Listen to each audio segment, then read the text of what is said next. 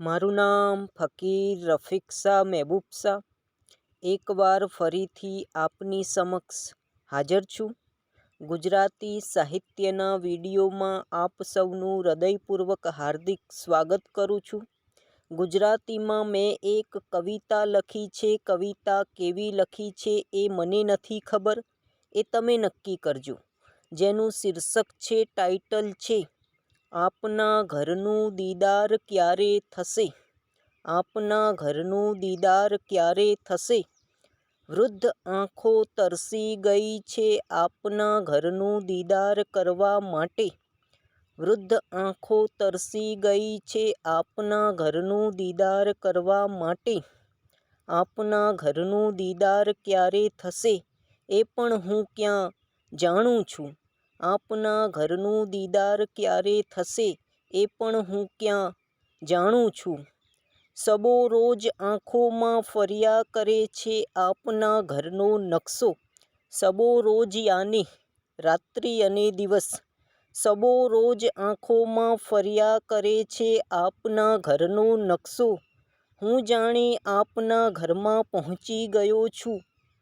હું જાણે આપના ઘરમાં પહોંચી ગયો છું તેવું મને પ્રતીત થાય છે, પણ અચાનક સપનું તૂટી જાય છે.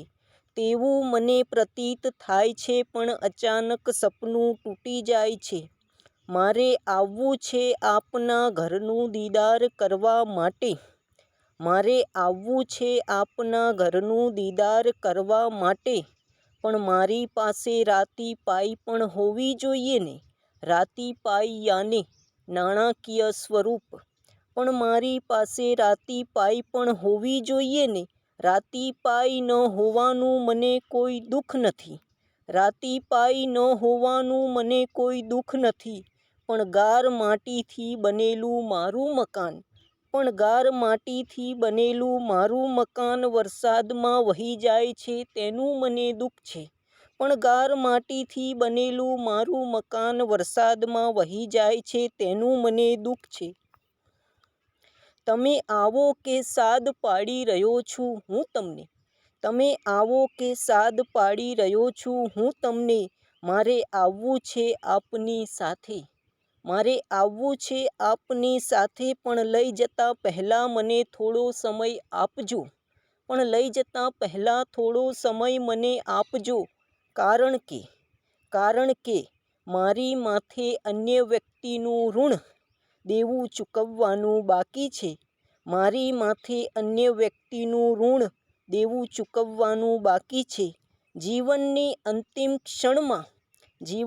અંતિમ ક્ષણમાં હું રૂહરૂપી શરીર આપનામાં સમાઈ જઈશ.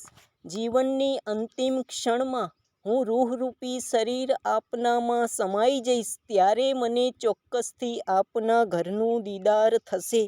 ત્યારે મને ચોક્કસથી આપના ઘરનું દીદાર થશે. જો કવિતા તમને પસંદ આવે તો તેને ખૂબ ખૂબ લાઈક કરજો, શેર કરજો અને સબસ્ક્રાઈબ કરજો. અસ્તુત.